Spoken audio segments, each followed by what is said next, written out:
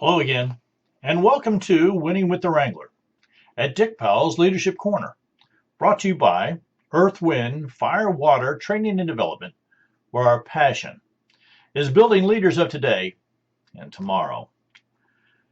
Leaders, the information on today's program is gathered from many different places and many different people. If you hear yourself in our conversation today, please remember, it is not all about you. Now, I want to really open this up because I had a young man come to me and say, "Hey, Dick, I want to be a public speaker, and there's some things I just don't get. Can you help me?" And so we really started to look at his public speaking presence and what was the message that he was trying to get across. So I came up with some questions that I think that will be helpful not only for this young man, but I believe for all leaders to start asking themselves when they're heard and seen and they're speaking about themselves or their product or their company or anything else. So let's go over them, and please, if you don't get them, just send me an email, dick@ewfw.org. We'll be glad to send them to you. No big deal. These are just really questions I believe if when you start answering them, you'll start really being more specific about what groups and associations need to hear your message. So the first one is who is the main audience for your information? Is it the most pertinent to the corporations, philanthropies, colleges, universities, or youth groups? What other type of groups might there be? So when I placed this question in front of him, he really didn't know how to answer it. You see, what the main audience for your information, you have to really know what your niche is. Now, by that I mean are you speaking on leadership? Are you speaking on EQ, IQ? Well, what are we speaking on? What is it, the message that you feel needs to get out there? And then who needs to hear it? Is it a corporation? Do I need to look into groups that maybe go to seminars, or do I just personal groups, or is this a local thing that needs to be addressed? Colleges are a wonderful place to speak. They need to be specific about what topic you're going to speak on. Universities and colleges. Now, youth groups are a totally different ball game. They're going to have to be more exciting, more hands-on. They're going to have to be more exuberant than maybe some of the other ones. So starting to answer those questions on who is the main audience for your information is the biggest place for you to start every time you look at either putting together a new speaking opportunity or where am I going to be seen and heard. Starts to make a little bit of sense, but let's take and continue on, because I think that when we get down a little further, you're going to find out that these are questions I need to ask all the time of myself. So the next question is, where do those that need to hear my message congregate? Are they online? Are they offline? Are they at the coffee shop? Where do they gather so I can go to them and say, I have this message I want to present, and how can I do it with your group or your organization? Where do they hang out? Where are the movers and shakers that you need to get in front of? Go. Research, my friends. That's the biggest one there. Now, this one I have to tell you is for a paid speaker as myself. Do they have the available budget to pay you to speak? Now, that's a question you need to get used to asking. Quite frankly, if you're going to make a living at this, you have to learn to ask for the referrals, ask for the next job, ask for who else can use my services. And by the way, when they ask how much that costs, you need to make sure that you have it down on and a contract. See, specifies, the amount. This amount might change depending on whether it's local or you have to travel. Are there other things involved in it? Am I going to have to write a whole new keynote? Am I going to have to put together a whole new training opportunity? Each one of those is going to need to be looked at by itself. So think about it. Are the funds available? Are they allocated for speakers in this meeting that you're looking to go to, or this event?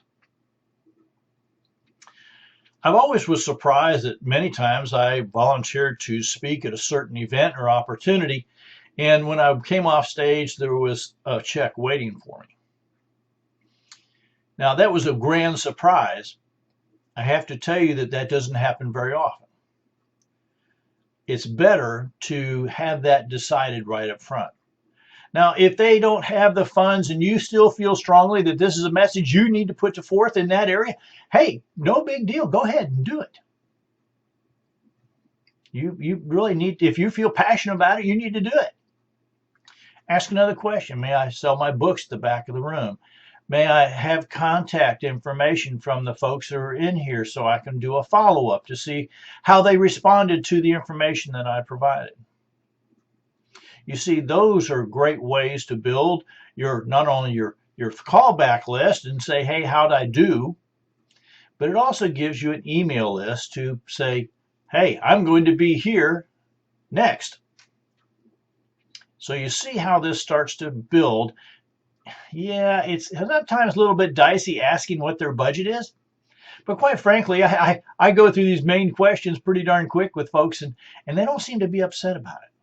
They tell me right up front if they do or they do not. But I've always been amazed by the folks who told me they did not have a budget for it, usually have a check for me afterwards. All right. Are there multiple similarly minded groups around the area or country that you could be hired to speak at? Could you put forth an opportunity and start bringing these people together all in one place? Now, this takes some planning and some real put together. You need some help on this. You just can't do this all yourself, because the day of your speech, the day of your program, you're going to not have to worry about the speaker working, the audio visual pieces working. Is there enough chairs? Is it too hot? Is it too cold? Is there water? All those other questions that need to go into that, you need to be concentrating on what you're going to present. That might be a whole different topic for us to talk about sometime. For especially, leaders, this is a big opportunity for us. When you're in front of a small group or large group, remember, you can't do this all by yourself. It just doesn't happen that way. In order to make a great presentation, a great delivery, you need somebody there to be of help to you, to take care of all those peripheral things that are going to come into play. When I was a director of a large organization, it was always amazed me. I always had 2 or 3 people who did things. Sometimes I didn't even know what they did, especially when it came to audio visual and all the computers and screens and things. But I know I never could have done it by myself. I know the programs wouldn't have come off as professional as I wanted them to be without those people behind me. So make sure if you're getting a check for speaking, you're taking care of some people other than just yourself. Okay? What I'm going to tell you is your audio visual people that take care of the microphones and recording equipment, the videos, and all those kind of things, they will either make or break your presentation. You'll either come off as, well, just a guy, a person, or you're going to come off as, wow, that was great. We need to take and tell other people about him and have them. You see, that's the excitement that needs to happen. So, ask the questions. Ask the question of what opportunities exist to develop a product or other informational materials to sell within your chosen market niche. Now, many times this could be your book at the back of the room. It could be that you've chosen to speak for free, but the organization is willing to buy your book for each and every person who's coming. Sometimes that is a lot better deal. You know, what are you going to leave behind that they're going to remember you by? Now, I've often heard, we'll leave a pen or leave a pencil, or, that's good. Wouldn't it be better to leave them a memory with something they can connect to it? Many times I'll have them hand out some kind of thing, something to write on, to take notes. Because I want them to take and see my picture on that page. I want them to see my name on that page. I want them to be able to take notes on that page of what we're going to do today. You see, that's the kind of memory makers that need to happen if you're going to be a professional speaker. We sometimes use what we call a one page, and I'll go over that in a moment, but let's keep working on here. Now, here's a good question. Is your market something we call evergreen? It's always growing, it's always going, it's never going to go away, or is it something that is here and gone tomorrow? Is it relevant? Is it in demand? What are you speaking about? That's going to be important. Anytime that I've asked that they can do a keynote for any organization, I always write a brand new one. First thing I do is I try to go and do some research on that organization. I do as much, interviewing as I can of the top leadership to see what they want to have, the result come out of it. There's more to it than that. Then you're going to take your principles that you want everyone to know or learn and put them inside of that information. Now it's going to be brand new. It's going to be different, and you're going to need to practice and put it on and make it happen. The speakers that tell you that I can do everything impromptu, I don't need anything to take and practice. Well, even when I've been doing this for well over 30 years, if I'm going to do an excellent keynote, I practice. If I'm at a location and someone asks me to stand up and speak, I've got to be ready. You see, that's the point of knowing what your passion is and what you're speaking about, what your chosen piece is. Here on the Leadership Wrangler, quite frankly, we only talk about two things: personal accountability and personal leadership. That's it. That's our niche. But you know what? We have found that can be expanded in almost every different playing field across the country and around the world. You still need to practice what you're going to say. You still need to know, is this a market that's going to come and go, or is this a market that's going to stay? And is this where I want to be?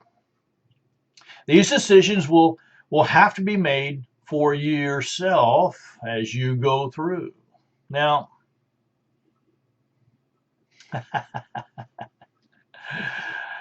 this one, I often ask this question: can you see yourself right now as a speaker on stage? And almost every time the person will tell me, sure, I can see myself up there on stage right now. And so I ask the question, is the market saturated with other speakers on your topic in our area? You see, that's when it really starts to hit the road. Did I do the research? Did I get prepared before I executed? Now, the research is how many other people are speaking on this same topic? How are they, going at it now? What makes me unique to be able to speak from a different point of view? And why would they want to come hear me? What do I have to offer? You see, those are questions that we continually have to answer. And you know what? Here's Here's some questions I really want to lay on you, okay? Here it is. You ready? My speaking message is unique from my competitors because what makes me unique? What makes my message unique? What makes a leadership wrangler different than everybody else? Well, he's been there, done that, and got the t-shirt. That sounds good, doesn't it? Oh, what it means is, how do I come across that you want to listen? Why did you tune in today on this TV or radio station to take and see the Leadership Wrangler to talk about speaking? Well, I hope, because quite frankly, some of the other speakers are out there and they do a great job. Myself, I'm just a real guy. I am what you see, and you see is what you get. The difference is I have many, many stories of many different things, and we've been there, done that, got the t-shirt. Yes, you betcha. But what makes the difference to me is how can I share that information with you so you can be a better leader? It's what makes you unique. Do you have a unique selling proposition? Do you have a reason for them to contact you? Do you have a reason when you contact them to make a sale? Do you have a reason, a product, a person, a thing? What is it that you're offering that makes them want to stand up and make it happen? One of the biggest things I've seen leaders not do, especially speakers around the country, is they didn't ask for testimonials. Now, when you're all done, the best thing you can ever do is get testimonials. And you know what? Try to tape them if you can. Tape them, video them. You know, everybody's got one of these fancy dad-burn phones nowadays. It's got a camera on it. And, you know, you can do that pretty easy nowadays. Do it. Ask their permission first, though. It asks their permission if you can, put it on a public opportunity. If you need that kind of information, I have those waivers. I can send you a waiver. You can get it notarized and all that happy stuff. It works. If you're at a location and you're doing this as a pro bono, you're speaking for no money, ask the organizer if you can at least get the attendance list with their phone numbers and emails. So you can construct an email that can maybe go out and say, hey, it was really fun to be with you all today. What was the number one thing you learned from my speak or my opportunity? Those who respond back are, quite frankly, the ones you're going to contact again to go and speak at another location. Now, don't get real excited. Out of every 30, if you get 5 or 6, you did real well. Many people go to these opportunities and they just, they're not interested in speaking. They're not interested in passing on information. And quite frankly, they're not leadership people. So just understand that you're not going to get 100% all back from that list if you're able to get that list at all. If you do get the list, build your database, build that email list, build the newsletter you're going to send out once a month. Contact them on LinkedIn. Just send them a little note. Say, it was great to see you in the audience today. What was the number one thing you learned? Ask them a question. Get them to respond. And then ask for the referral. That's the very best thing that you can ever do is ask for the referral. Now, at the beginning of this, I did mention that you very well might need or should need, could need, ought to need something called a one sheet, one page. And the one page or one sheet is your information. It's who you are. Why do they want to hear you? What do you have to offer? And how to contact you.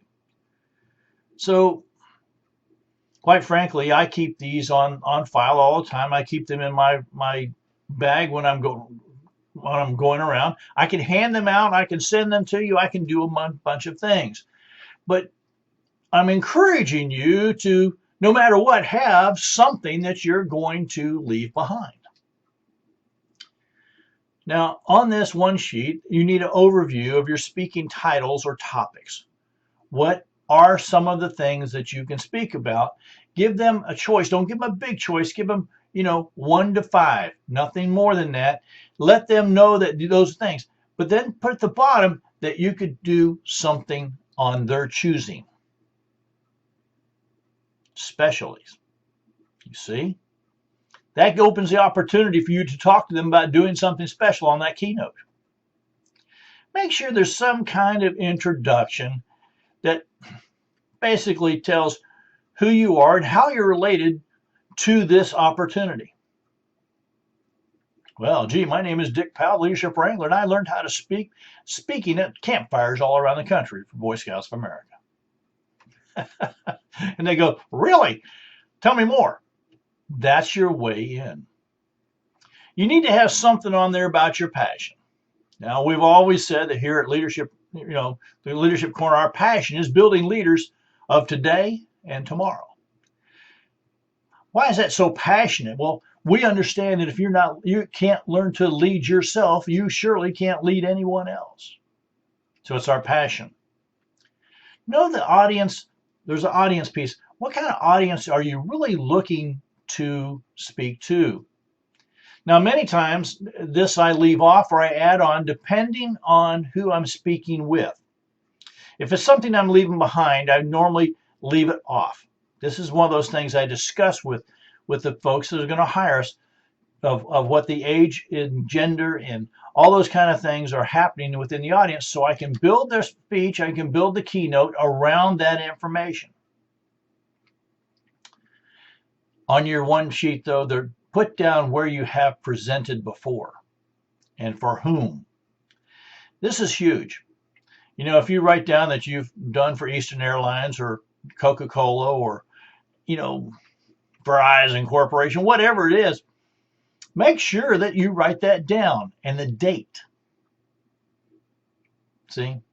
The reason for that is that many speakers I look at haven't given a speech in 20 years, and they're out there trying to hit the market. The unfortunate part is that they've become irrelevant, and they haven't stayed on topic of where they're at today. So if you haven't spoken for a long time, volunteer to speak somewhere so you can put this down and get a date on it so it's relevant. I was last week at the Rotary, or we were speaking about, go ahead, put it down. If you can get 1 or 2 testimonials on this sheet, make them short and sweet, do it. Now they know where you have spoken last. They've got a couple testimonials from people who heard you and why these other people should hear you.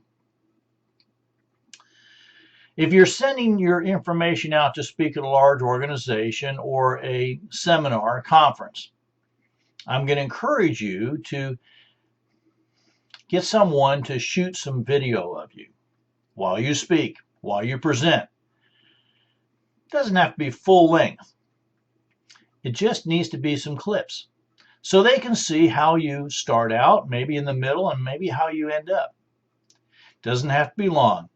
Believe me, they're not going to want to watch a 2-hour presentation. They're going to be able to watch 1 or 2 minutes here and 1 or 2 minutes there and follow it up and say, wow, I wonder what happened in between. And we should bring them on board. Make sure that it's relevant, that you need to do these, not something I did 5 years ago, but it needs to stay current. So once a year, I try my best to get a new video link and make that happen. Sometimes I send these, but most of the times I'm sending things where I'm on stage. That's what they want to see. Now, on this one sheet, I'm going to encourage you to get a good headshot. Now, this is difficult, really. I don't think there's any one of us speakers who enjoy getting makeup on and all the rest of that happy stuff to get a good headshot. What I will tell you is get the best you can afford at the time. When you're first starting out, I don't think that this is a big, terrible thing to have someone shoot it personally and and put it on the page. And quite frankly, I'm getting a lot of comments that, hey, we're enjoying you doing this stuff right from your home studio. Because it makes you real. It's not somebody that they can't touch and understand.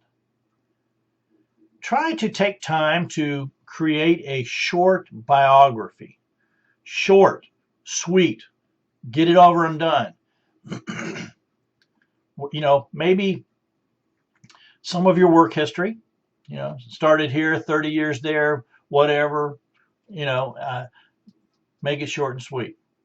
I'm always surprised people like to know that Miss Robin and I have been married 47 years. They get excited about that. So we add that. But that's part of our audience, attraction that we have found. Leadership is not something you learn in a day. It's something you learn daily. And we surely have put this together. Miss Robin and I have been speaking and teaching leadership for, about 40 years now. And I can see us doing it for a couple more, I hope. So get a short and sweet biography. Make sure it looks good. Pass it by 2 or 3 other people. Do the wisdom of the crowd like we do. We send it out to a bunch of our friends and say, what do you think? And if they poo-poo on it, we do something different and we rewrite it and we send it out to you. The wisdom of the crowd for this type of one sheet is a fantastic way to do business. We have found that people have redone and corrected our world more than once and made it better. Now, along with your one sheet, make sure you have some business cards. I'm going to encourage you to not just print them off yourself and cut them with a pair of scissors because they look like it. There again, there are places you can get reasonable business cards. Get them done professionally. If you need help designing them or something like that and you really are struggling, give us a call, 727-422-1833. Talk to Miss Robin. She'll be glad to help you. Go up on YouTube and make a couple videos. Who are you? What are you doing? What do you stand for? It's a great way to attach that to something you're sending out. Hi, my name is Dick Powell, Leadership Wrangler, and I've come to talk to you about leadership, personal leadership, in yourself and in your organization. Here's 6 steps on how we're going to do that. Boom. That was pretty easy, wasn't it? Well, yes, because we've done it a number of times. Now, back to the one sheet. If you have a book, if you've written a book, if it's become especially bestseller like How Not to Lose Your Bass in Business did, make sure it's there and there's a way to go and get it. Okay.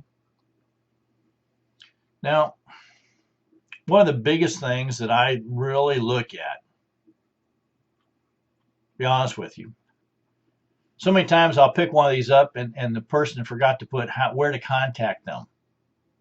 Make sure you get your name, your address, your phone number, your email, whatever you can get on there. Make sure it's there they can have. Okay. Now, there's a place for fees on my one sheets. I don't fill it in. The reason for that is the fees change depending on whether this is a keynote, we're going to operate a retreat, we're going to be at a conference, we're going to be working with an individual, or we're going to be working on a corporate basis. You see, all those things will change that. But make sure that you have them written down, that you can really speak very quickly on what they are when you're asked. Don't hesitate. Hesitation is what will kill you every time. I see my time has run short again, so on behalf of myself, Dick Powell, and the whole Leadership Corner team, we want to say thank you for being a part of today's program. Our hope is that you've received a nugget of wisdom and guidance that will help you, be a better leader. Now, if you have any questions or comments on today's program, please don't hesitate. Give me a call. 727-422-1833. 727-422-1833. Send me an email, dick@ewfw.org. dick@ewfw.org. Go to the website, spend some time. There's a button there. You can send me a note. www.ewfw.org. Now, when you know that you're ready to have us come and put on a leadership opportunity at your location, please, again, give us a call, send us an email, get on our list really quick. We book up very quick during the year. And until next time, BW the Wrangler saying, ride hard, ride fast.